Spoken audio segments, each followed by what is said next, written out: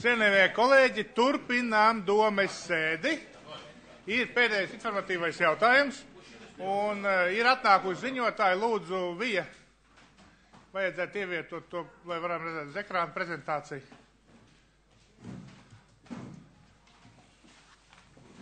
Tā, mums ir eksperti pārstāvi, kuri veica Ķekavas sākumskolas projektu ekspertīzi un ko viņi tur atrada un kā viņi to izpētīja, viņi pastāstīs paši.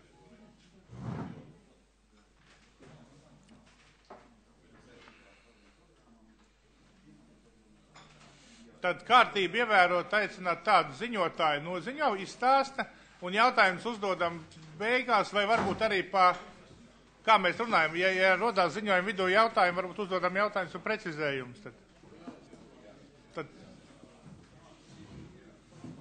Tad dodu vārdu, lūdzu stādieties priekšā, kas jūs esat un ko jūs pārstāvat. Mani sauc Artis Dzirkalis, esmu certificēts būvinženieris, Latvijas būvinženieru savienības eksperts un biedrības Pasīvhaus Latvija valdes loceklis. Tātad pie mums, kā pie biedrības Pasīvhaus Latvija, griezās Ķekavas novada dome ar lūgumu izvērtēt Ķekavas sākumskolas izstrādātā tehniskā projekta atbilstību energoefektivitātes jautājumiem un sniegt savas rekomendācijas par šī projekta energoefektivitātes paaugstināšanu. Man ir jautājums, vai cienījamie deputāti ir iepazinušies? Nav, jā? Nē, mēs neesam iepazīstinājuši. Viņš bija vienā eksemplāra apjomīgs, lai to visu noskanētu un izdarītu. Varbūt, kad varētu sarunāt tā, kad jūs šo dokumentu elektroniski mums atstāt, tad mēs varētu izsūtīt visiem deputātiem. Jā, es noteikti viņu atstāšu uz to, jums ir pilnas tiesības. Es tāpēc arī bija šis jautājums, jo es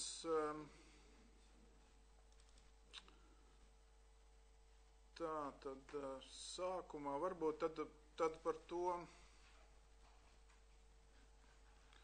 parādīsim sākumā to dokumenta sadaļas. Man bija doma no sākuma jūs informēt vispār par to, kas ir zemes energoefektivitātes ēkas, bet pieļauju, ka tam vajadzētu daudz vairāk laika, un tāpēc varbūt to jautājumu mēs varam citā reizē arī atlikt. Es jūs tad informēšu par šo konkrēto darba rezultātu.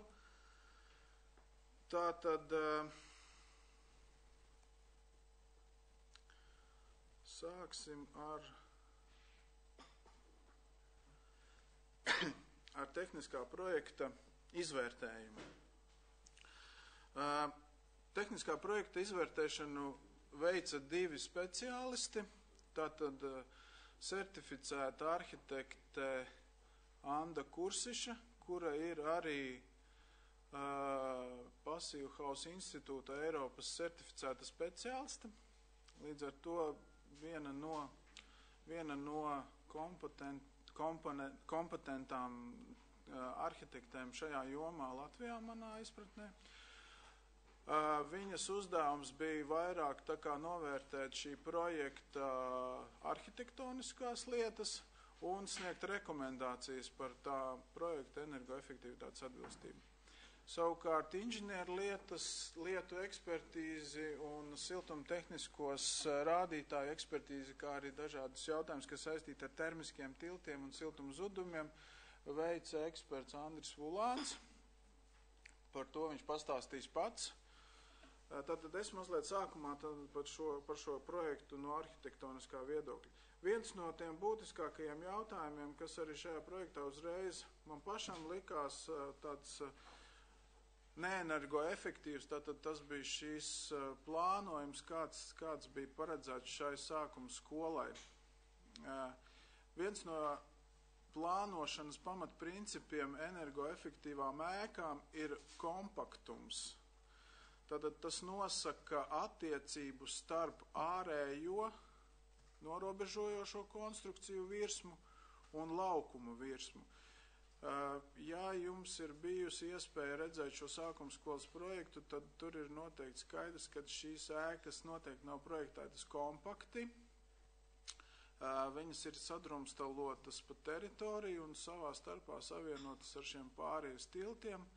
Un tātad šīs ir lietas, kuras noteikti nav energoefektīvas un veicina šos siltuma zudumus.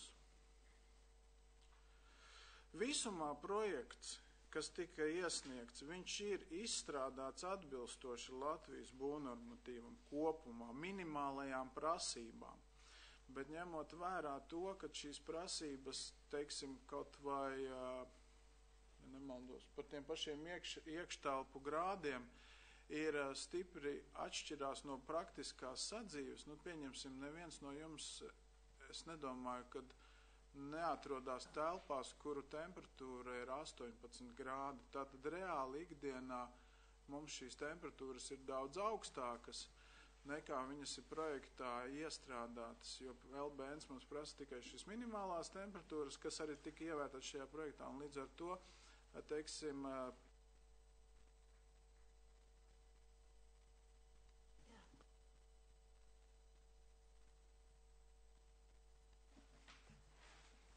pārējām sadaļām, kas attiecās uz apkuri, vēdināšanu, viņas automātiski netiks izpildītas, un mikroklimats šajās telpās netiks nodrošināts atbilstoši prasībām, kas varbūt nav tā kā par LBN, bet, teiksim, sadzīves un sanitārajām prasībām.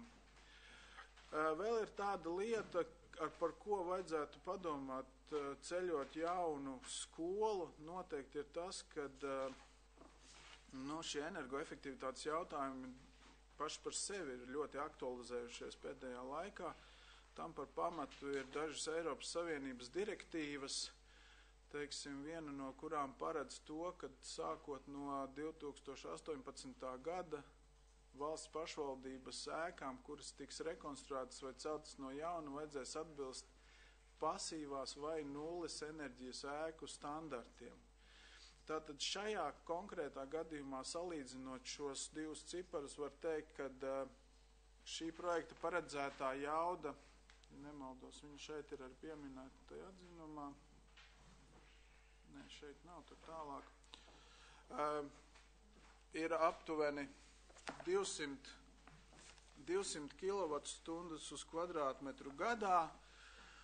Salīdzinoši pasīvās ēkas paredzamā projektējumā jauda ir 15 kWh uz kvadrātmetru gadā. Tātad tas ir vairāk kā 10 reizes šīs jaudas pārsniegs tās, ko it kā teorētiski mums vajadzētu sasniegt, ja mēs šo ēku projektētu priekš 18. gada.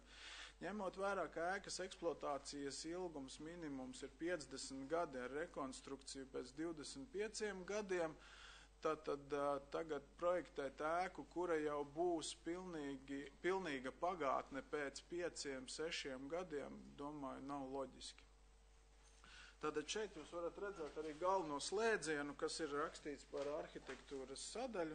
Tātad, kad izstrādājot, un galvenais tas ir tas, ka izstrādājot daudz optimālāku šo projektu, ir iespējams sasniegt daudz labāku šos rādītājus. Es atvainojos, drusciņ pārtraukšu, varbūt, ka mēs varam fiksi izsūtīt e-pastā visiem, kuriem ir datori, lai var sekot līdzi. Vienkārši deputāti@kekava.lv. Tā, es tūlīt aiziet izdarīšu.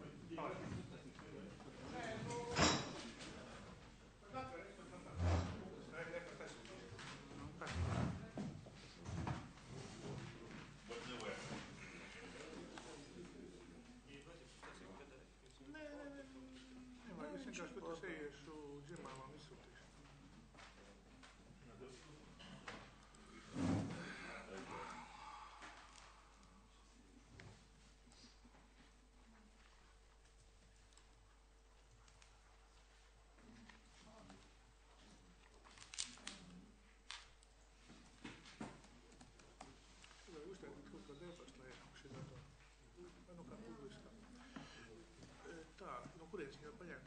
Viņš ir flash. Tūlīt es pateikšu. Labi.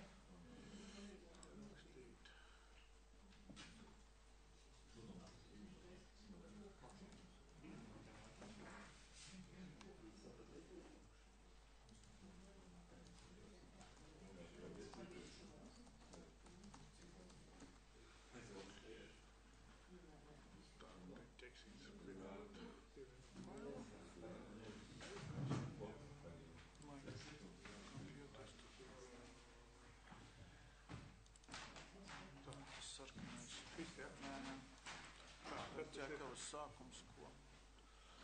Nu, principā, tas ir, jā, var visu, es domāju. Tur ir atzinums, mans atzinums.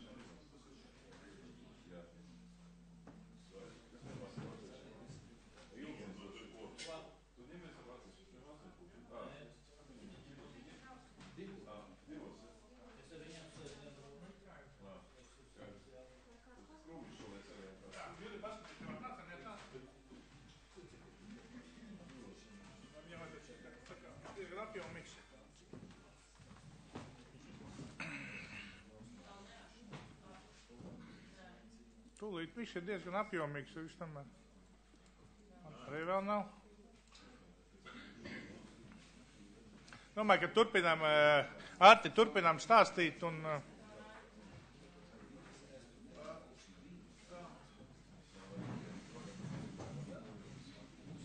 gan viņam vajadzētu atnākt. Varbūt tad īstenībā sākumā es varbūt došu vārdu Andrim par tām tieši nepilnībām, kas bija šajā projektā un par tām lietām, kas jums tur varētu rasties, ja jūs tādu projektu īstenotu, jo tā sadaļa, kas šeit ir tagad atvērta, tas ir principā pēc tam viss iet rekomendējošā sadaļa, kur jūs varat arī, ja jūs saņemsiet tagad vārdu, arī iepazīties, tur ir daudz un viņu lasīt tagad publiski, es domāju, ka tas nav to vērts. Tas tā kā būtu rekomendācijas pie tā, ko vajadzētu ievērtēt, ja šāds projekts tiktu pēc tam projektēts un realizēts. Došu vārdu tad Andrim. Tā, nospiežt varbūt mikrofonu tur kādu, lai rakstās. Vald, piespied mikrofonu, tu pācis te, lai kādam, lai ierakstās.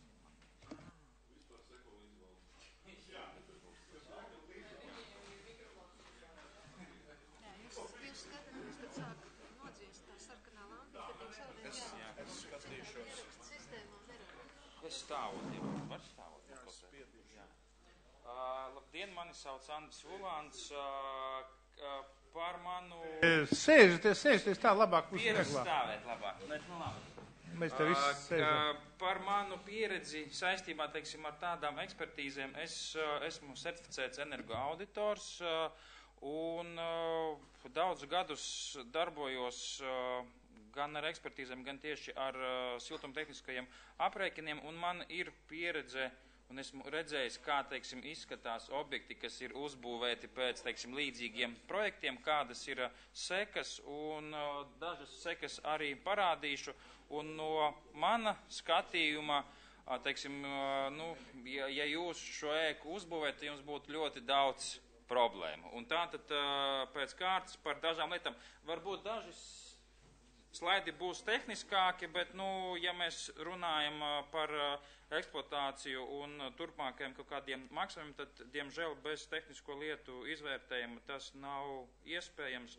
Un pats vērtējums balstās uz ko? Vērtējums tika veikts uz atbilstību Latvijas likumdošanai. Un, ja mēs runājam par siltuma tehnisko sadaļu, tad tie ir šajā gadījumā trīs bunnormatīvi, un tās prasības, kas ir definētas šajos normatīvos, tad viņas arī tika izvērtētas šīs ēkas kontekstā.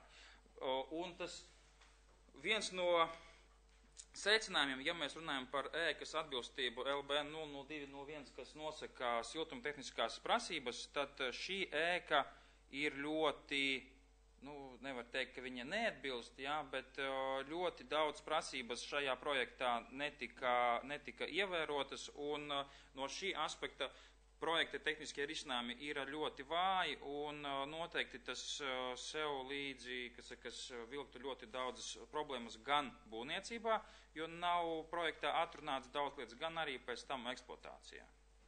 Un šeit ir uzskaitītas tikai dažas, varbūt tās būtiskākās neatbilstības, un, kā jūs redzat, viņu ir salīdzinoši daudz. Un šīs visas, mazās neatbilstības, viņas kopā saliek to, ka būtu, eksploatācijā daudzas problēmas, un tad varbūt par katru ne gluži, bet iziešu cauri, lai jūs saprastu, ap ko tā lieta grozās. Jo, ja mēs runājam pēc būvnormatīvu prasībām, tad ir noteiktas Latvijā normatīvās prasības, kuras projektējot ēku būtu jāsasniedz. Un šī projekta pamat problēma ir tāda, ka principā šīs prasības šeit netiktu sasniegtas, jo ir ļoti daudzas neprecizitātes, un tā viena neprecizitāte, varbūt projektētāju nepietiekama kompetence, ir saistīta gan ar būvnormatīvu prasību pārzināšanu, un ņemot vērā, ka šeit bija gan sabiedriskā zona, ar kaut kādu skolas daļu, gan, baseins. Baseins šajā projektā tika pielīdzināts, nosacīti, sabiedriskas ēkas risinājumiem, un tas ir ļoti, ļoti nepareizi un ļoti kļūdaini, jo ir Latvijā objekti, kuri jau ir uzbūvēti, un pirmajā gadā jau radās problēmas tieši dēļ tā, ka projektā netika ņemts vērā, ka tas ir baseins, nevis sabiedriskā, ēka ar mikroklimatu plus 20. Un šajā projektā tas arī viss ir, un parādīšu drusku precīzāk. Un viens no rādītājiem, par kuru varbūt jūs jau šobrīd esat arī sabiedrībā dzirdējuši un par kuru sāk runāt, ēkas gaisa caldības rādītāji. Un tas nozīmē to, ka mēs būvējam ēku bez caurumiem, pa kuru mums jebkurā diennakts laikā mūsu siltums spēja, pazust, ja tā teikt. LBNā ir dots normatīvās prasības, kuras ir jāsasniedz, un šeit ir daži piemēri ar risinājumiem, kur ir parādīts, ka šie jautājumi projektā netika risināti. Un ko tas nozīmē, dzīvē? Te daži risinājumi vienkārši redzat, mēs esam iezīmējuši siltuma izolāciju, un tas arī viss. Bet realitāte, tas mezglis būtu jāizstrādā daudz detalizētāk, lai mums kaut kādi papildu zudumi nebūtu. Un, ja to visu mēs pārvēršam naudā, tad mēs paskatāmies, kā tas ir. Ņemot vērā, ka tas ir projekts, mēs šobrīd nevaram varbūt pārbaudīt faktisko situāciju, bet balstoties uz pieredzi, strādājot ar tādiem projektiem, es esmu pieņēmis, kaut kādu to,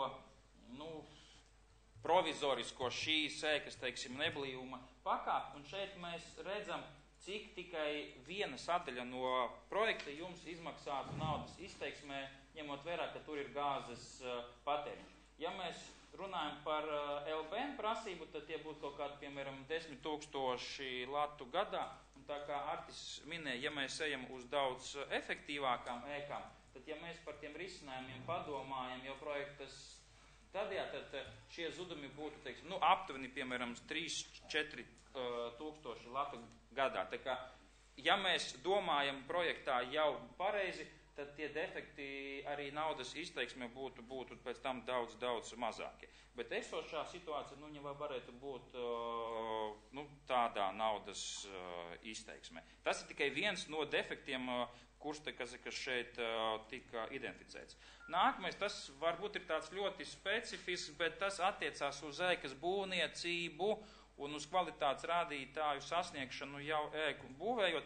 Projektā ļoti vienkāršoti un pavirši tika definēti nepieciešamie tehniskie rādītāji, piemēram, par siltumizolācijas materiāliem. Un tas savukārt nozīmē to, ka tad, kad to ēku būvētu, būvnieks varētu ļoti viegli, nomainīt materiālus, iespējams vēl uz daudz sliktākiem. Līdz ar to tas, kas ir uzprojektēts projektā, būvējot, ņemot vērā, ka tas projektā nav atrunāts pietiekami korekti, tad faktiskā situācija varētu vēl vairāk pasliktināties.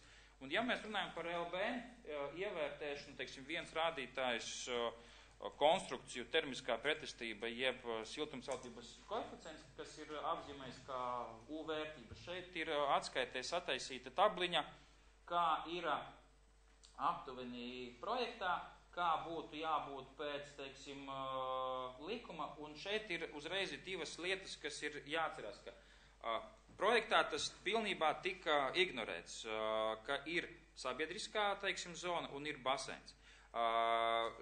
Projektā baseins tika rēķināts ar tādiem pašiem nosacījumiem, kā, ēka ar plus 20, un tā ir ļoti rupja kļūda, un šeit mēs redzam, ka tās vērtības, kas ir projektā, un, piemēram, tās, kas būtu jābūt baseinā, viņiem būtu jābūt uz pusi,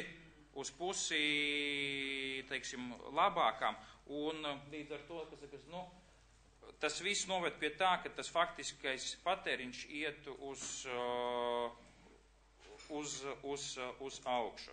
Un šeit daži piemēri par to, kā tas varētu ideiski izskatīties, ja projektā nav atrunāts lietas, kas saistītas ar būvdarbu kvalitāti, jo šajā projektā nav neviena vārda, kādas prasības ievērot, kā siltināt, un šīs visas lietas varētu uzpeldēt pēc tam būvējot, un tas viss, kas vēl padara to projektu daudz sliktāku. Ne tikai, kad viņš ir uz papīra, bet arī tad, kad viņš tiks realizēt dzīvē. Runājot par logiem, šajā ēkā ir ļoti liela stiklotā virsma, un projektā netika ņemta vērā būvnormatīva prasība saistībā ar stikloto virsmu apjomu, jo, ja mēs ejam uz lielākām stiklotām virsmām, tad mums tas ir jākompensē ar citu konstrukciju, vērtību uzlabošanu. Un, ja mēs skatāmies pēc normatīvām, kas ir dotas LBNā, tad ņemot vērā, ka šī ir sabiedriskā ēka, tad tās prasības, kas ir attiecināmas uz sabiedrisko daļu, izpildās, bet tas, kas attiecās uz LBNu, tas neizpildās. Bet šeit uzreiz arī jāatcerās vēl viena lieta, ka šīs prasības, kas ir dotas būvnormatīvā uz sabiedriskajām ēkām, viņas ir salīdzinoši vecas, un pat, ja mēs izpildām normatīvās prasības, tas patēriņš jebkurā gadījumā būs ļoti, ļoti liels, jo šī vērtība ir pietuvināta padomu laika logu prasībām. Tā kā šajā ēkā mēs uzbūvējam nosacīti vienu stiklotu ēku ar logiem, kas ir drusku labāki nekā, ja tie būtu parastie, tādi, jums jau ir labākie, ja būtu kaut kādi padomju tipa logi. Un tas, tad arī tā būtu ļoti, ļoti nepatīkami jums pēc tam. Vēl viena rupja kļūda, kas attiecās ne tik daudz varbūt uz siltuma zudumiem, bet uz problēmām, kas var rasties ar konstrukcijām un ar viņu defektiem, projektā ir pieļautas vairākas rupjas kļūdas, kas radītu to, ka konstrukcijās veidotos kondensāts, mitrums, un, tas aiz sevi vestu to, ka tās konstrukcijas fiziski varētu sabojāties. Un te ir vēl viena, labi, tas ir stāri, bet, viena, kas, ļoti rupja kļūda ir, kas attiecās uz konstrukciju daļu, kur bija siltinājums, un pie siltinājuma ir pielikts stikls. nu, šīs konstrukcijas jau pirmajā gadā tur būtu tādas problēmas, ka man pat bail iedomāties. Ja? Lai saprastu idejiski, tad, piemēram, šī ēka arī ir baseina ēka, kas pēc pirmā gada eksploatācijas radās kļūdas, un radās kļūdas tieši dēļ tā, ka netika veikts kaut kāds šāds mitruma aprēķins, un šai ēkai šie defekti, kas bija tikai vienā fasādē, izmaksāja 10 000 latu. Labošana, jā. Bet jūsu gadījumā tās problēmas būtu vēl lielākas. Tā kā, nu, ar tām lietām jokot nevajadzētu, un ja jums ir izdarīta ekspertīze, teiksim, pirms, un jūs tās lietas zinat, tad, nu, tas ir daudz lētāk nekā pēc tam uzbūvēt un domāt, gan jau būs labi. Ticiet man, ar tām lietām nebūs labi, un pēc tam tikai būtu problēmas, un labot vajadzētu daudz vairāk. Ir daudzas, teiksim, specifiskas lietas, kas saistītas ar siltuma tehniku, kas projektā netika ievērotas, bet tas, kas varbūt jums visvairāk interesē, ir, kā tas varētu idejiski izskatīties naudas izteiksmēs. Un šeit ir aptuveni dati, kas ir balstoties uz projekta dokumentāciju. Un šeit ir tās summas un gāzes patēriņš, kas ir balstīts uz šiem aprēķinu datiem, kas ir ielikti projektā. Un jūs redzat tās summas, ar ko jums idejiski būtu jārēķinās. Un, ja mēs runājam par energoefektīvām ēkām, jā, tad šīs summas mēs varam nodzīt ļoti uz leju, jā, un vai jūs gribat maksāt, teiksim, gadā kaut kādus 100 000, vai, teiksim, padomāt, pārtaisīt projektu un maksāt, nu, vismaz uz pusi mazāk.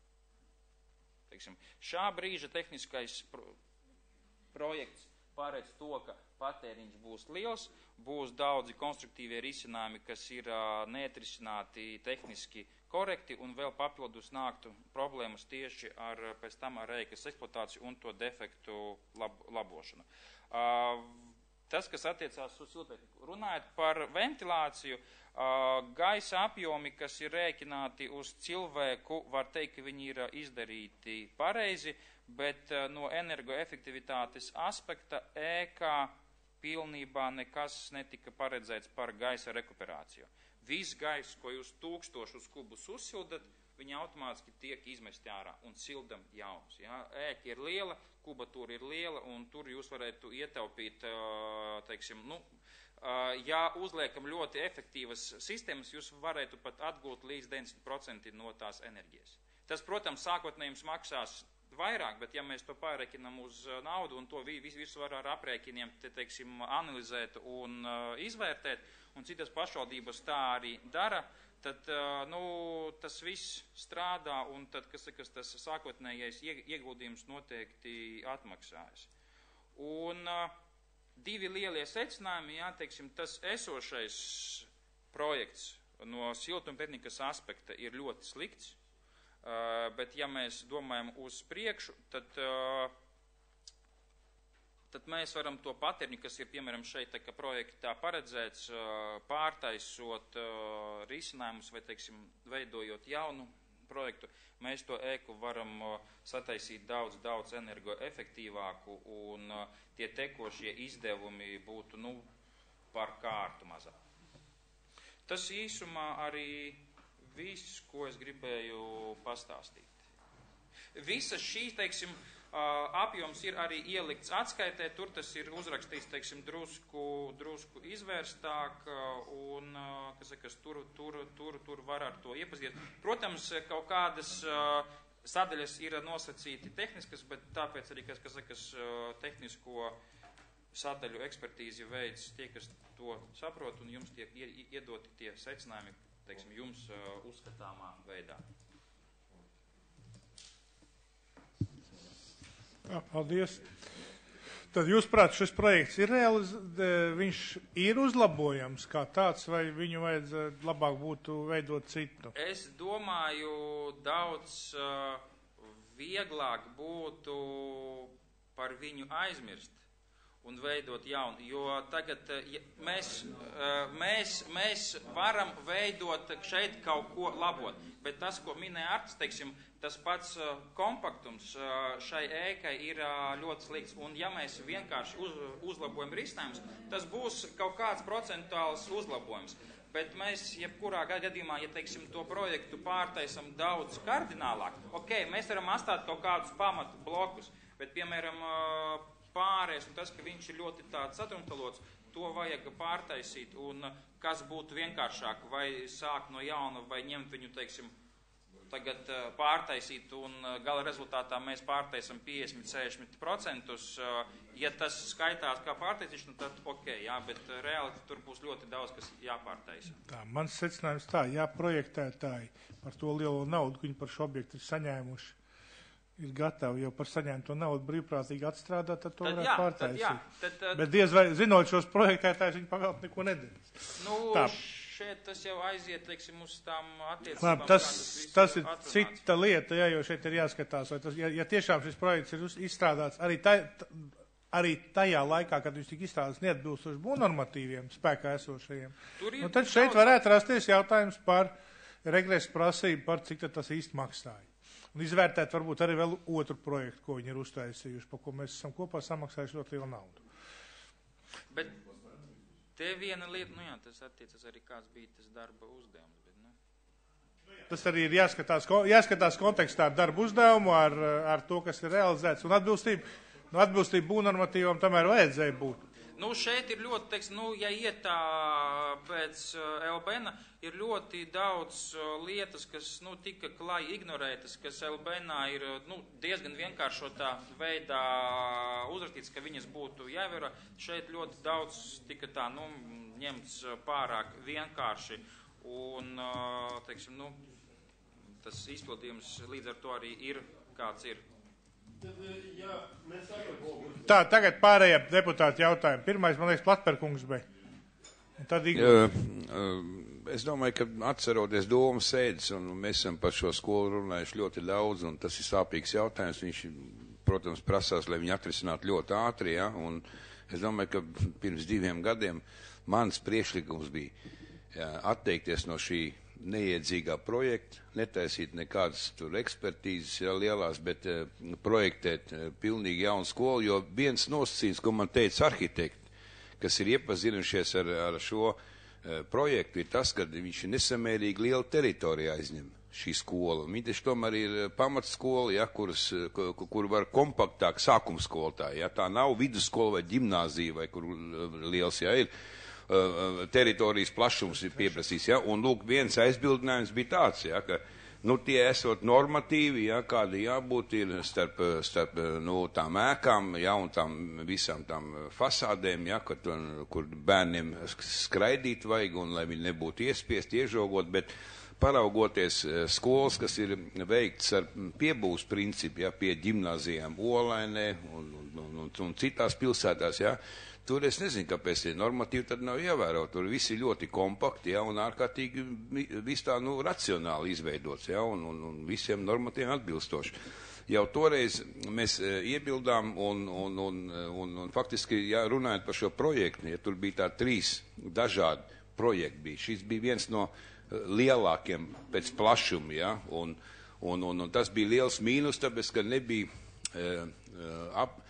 apspriešanā sabiedriskajā nebija piedāvāts vairākām firmām, bet bija tikai piedāvāts vienai, kur piedāvāja šos 3 dažādus variantus, un tad izvēlējās to saucamo sliktajā variantā, to labāko. Tas bija viens.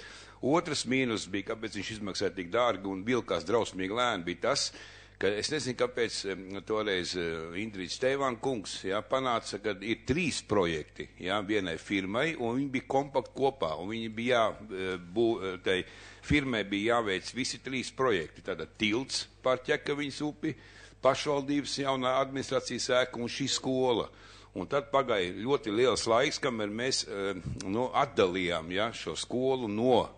Tas prasīja tiešām, man liekas, kādu gadu, juridiski, lai varētu laust tos līgumus, pārslēgt līgumus un tā tālāk, kā tas parasti viss notiek. Es domāju, ka tas, godīgi sakot, man vismaz likās, ka tas ir ļoti apzinīgi veikts, kāpēc, tāpēc, ka skaidrs bija, ka tā nauda 12 miljoni, tad bija 9 miljoni, ja, kad maksā šī skola, ka viņi likās jau tad jau nenormāli dārgi, bet tas bija tajā buma laikā, ja, un it kā tā firma, jā. Mums divreiz pa dārgu, ko mēs Jā, firma teica, ka, lūk, jūs gribat ekskluzīvus materiālus, jums vajag šādas telpas milzīgas un tā tālāk, un tas baseins un viss, un vienmēr sakot, pārliecināja mūs, lai mēs tur nejaucoties daudz iekšā, bet katrā gadījumā jau toreiz bija tas uzskats, ja, viedoklis, ja, ka šī ēka ir projektēta nepareizi praktiski, ja, un es domāju, ka es atkārtošu tagad otrais. Pilsētas centrā tik dārgā vietā faktiski, ja, un pēc gadiem mēs zinām, ka centrā zeme maksās krietni dārgāk un izmaksas būs liels šīm zemēm, ja. Viņi jāveido kā administratīvo centru, bet nevis izglītības centru.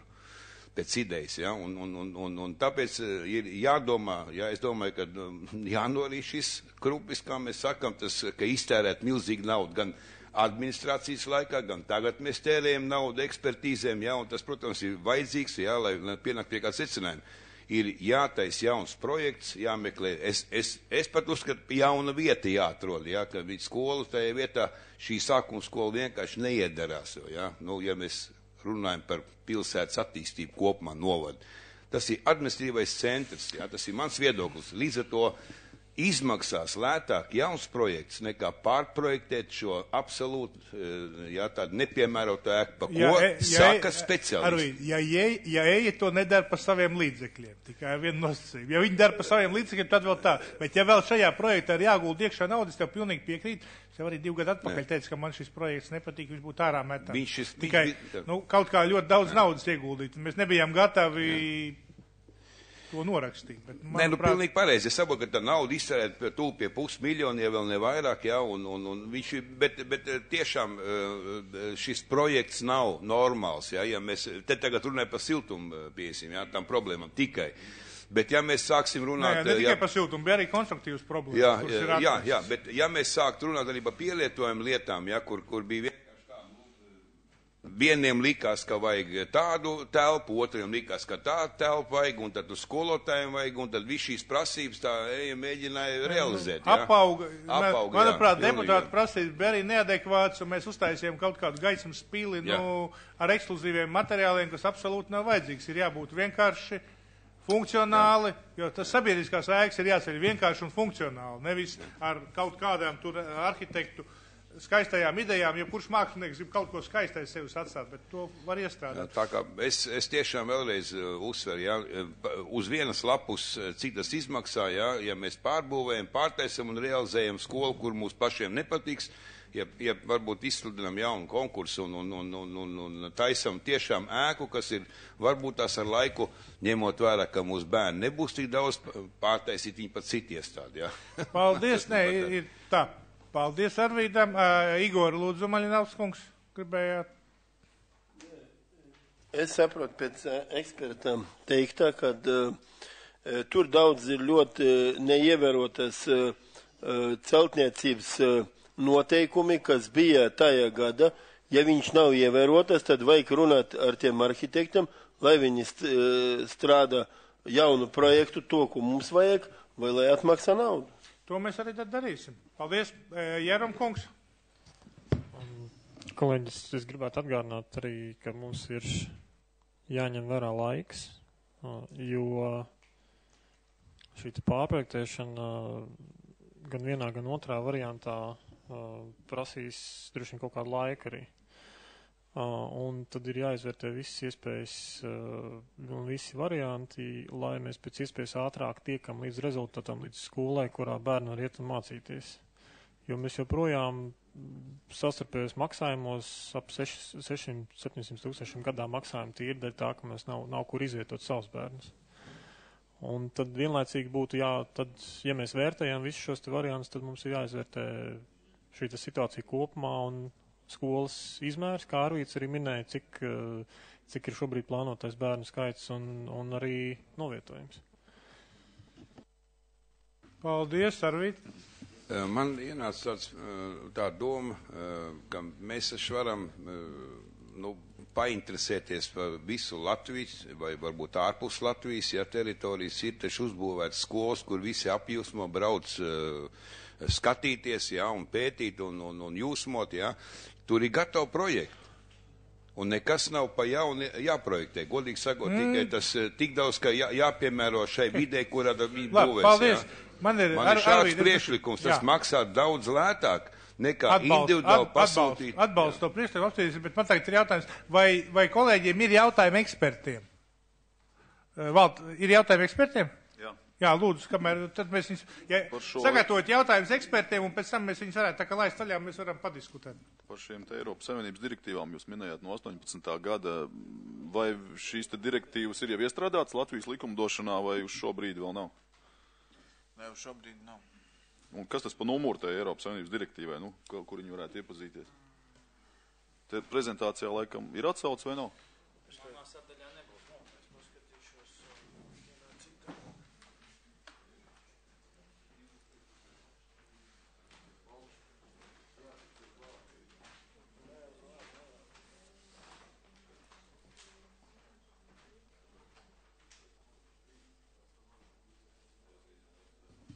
Jā, nu, būtībā, kamēr meklēju, saku, man jau arī izskatās, ka šis projekts tiešām aizņem ļoti daudz vietas. Viņš ir ļoti liels. Tik lielu mums viņu realizēt diez vai vajag. Tā, lūdzu. Šeit.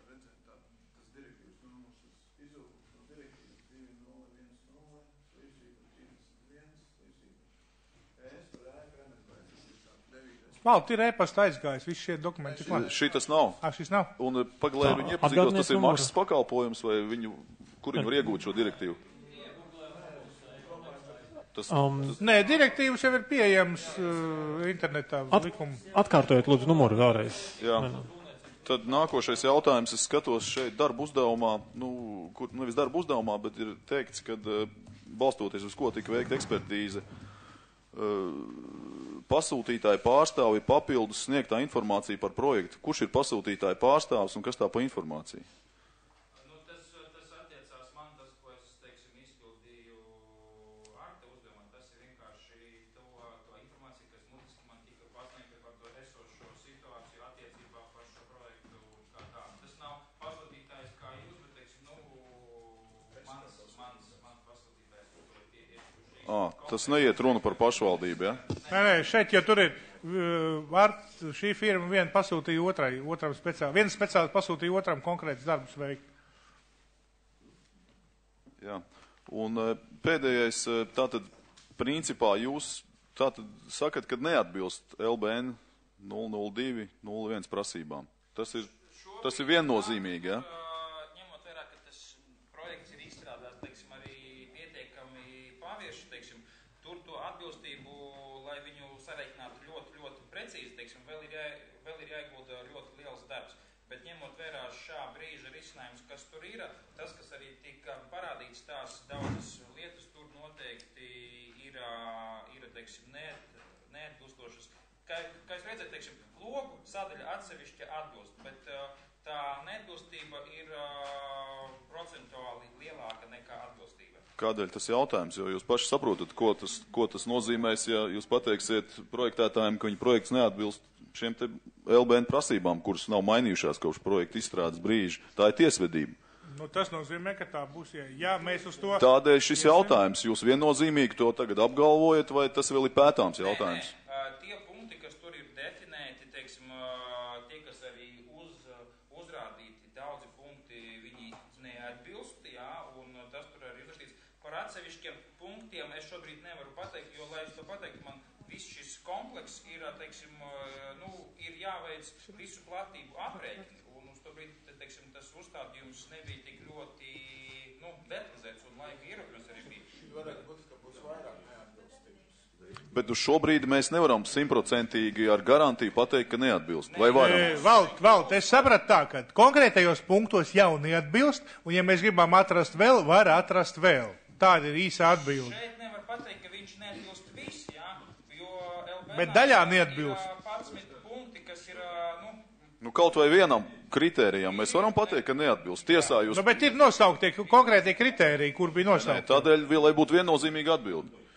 Paldies. Jā. Un nāk pēdējais ir tātad LBN prasībām un visu nepieciešamo normatīvo kritēriju izpildi nav. Tātad visi, tātad, ko tas nozīmē? Kas tie vēl pa kritērijiem? Uz kādiem normatīviem dokumentiem mēs vēl atsaucamies? LBN 002 ir, teiksim, 20 lapuses, un tur ir 11 punkti. Un, teiksim, Nē, tāda iet runa tikai par LBN 002-01 vai par vēl kaut ko? LBN ir atsaucas uz vairākiem normatīvajiem aktiem, un ja mēs ejam uz tiem, teiksim, LVS standarti, kas ir norādīti šeit, un ja es veicu aprēķinu pēc šiem standartiem, kas ir šeit, viņiem ir likuma spēks, tad šajā projektā arī nav nodrošināta atbilstība šiem punktiem, teiksim, daudziem punktiem. Skaidrs, paldies. Tā, paldies. Vai ir vēl jautājumi eksperti? Arvīd, lūdzu. Man ir jautājums tāds te par logu siltuma caurules koeficientu vērtības aprēķinu. Ja, tur ir, es atceros toreiz, kāpēc tie logi bija tik lieli, tāpēc, ka bija tāds lūgums, ja, ka esot standarts jābūt gaismai klasēs, ja, lai būtu vairāk. Tāpēc arī tos logus taisīt tik liels, bet tagad es zinu, ka daudzās valstīs ir mēģina atrisināt šo siltumu caurlaidību, jā, ar to, ka ir 3 stikli. Jā. Šeit ir tikai 2, jā, bet, vai pieņemsim, nebūtu racionāli arī kaut kādu vienu skaitli, ja, kas būtu, ja būtu 3, viņas, protams, maksā dārgāk vai ne tālāk, bet katrā gadījumā šo logu izmēru, es atceros toreiz, jā, tiem mēs speciāli lūdzām, lai tie logi nebūtu maziņi. Gaismas caur, un līdz ar to, ja, būtu ļoti interesanti zināt to starpību, ja, ka šeit tie logi, nu, pēc jūsu it kā ieteikumu, ja, varbūt, kad ir pa lielu un ir siltums ir milzīgi patēriņš, varbūt tās klāt pielīt, kas būtu, ja būtu projektēts ar tiem 3 stikliem. Jā, runājot par logiem, īstenībā tur tad ir jāpaskatās, jo tie logi, kas atrodas dienvidu pusē, noteikti ir atstājumi un viņiem ir lielākie šie saules radiācijas iegūmi telpu sildīšanai. Ja. Savukārt vajadzētu pāanalizēt logus, kas atrodas ziemeļpusē, vai viņi ir tik lieli nepieciešami. Kas attiecās par tiem logiem, ko jūs teicāt par 3 stiklu paketēm, tur veidojas kompleksi šī loga U-vērtība gan no paketes, gan no loga rāmja, gan no šī spacera saucamā, tā atdalītāja, gan arī no iebūves. Ja? Un, teiksim, 3 pakešu logiem šī U-vērtība jau varētu sastādīt kaut kādi 0,85. Ja? Protams, Latvijas normatīvs neprasa tādu, bet ja jūs ejat uz energoefektīvu ēku, tad šī vērtība ir noteikti atbalstām un ieliekam, un tad var arī šis logu platības lielāks likt. Paldies, Svarikungs. Jūs apgalvojat, ka vai tas ir normatīva prasība, vai tas ir ieteikums, ka, ja ir liela stikloto konstrukciju virsma, tad tas jākompensē ar citu konstrukciju siltumtehnisko parametru uzlabošanu. Tas ir LBN noteikts, ka pret grīdas laukumu... Lūdzu, runājiet mikrofonā, tu mums klausās ārpusē nedzird. LBN ir noteikts, ka normatīvā stikloto virsmu platība nevar pārsniegt 20% no grīdas laukumā. Ja tā platība ir lielāka, tad mums tas ir jāmēģina kompensēt ar pārējām konstrukcijām. Šeit tas nav analizēts, un līdz ar to, ja mēs vienkārši esam ielikuši 40% stiklu, bet vispārējās konstrukcijas esam atstājuši normatīvā līmenī, tad kopējais siltuma zudumu rādītājs, kas tiek nu, teiksim, noteikts arī LBN, viņš netiek sasniegts. Jo, ja mēs aizraujamies ar ļoti lielām stiklotām virsmām, tad ar pārējām konstrukcijām mēs to nemaz vairāk nevaram kompensēt. Kāds, to nosaka LBN, jā? Jā, tas ir LBN punkts noteikts. Tā, paldies. Tā, vai ir vēl jautājumi? Ja jautājumu nav, tad man ir priekšlikums pasludināt, ka domas sēde ir beigta, un mēs varam turpināt šo diskusiju. Doma tiek sēdi, mēs slēdzam. Vainojos, ka mēs nenobeigsim. Tad slēdzam domas sēdi un varam turpināt brīvā diskusijā pārunāt par to, ko darīt tālāk. Jo lēmumu šodien vienalga, šis bija informatīvs. Paldies, sēde ir slēgta.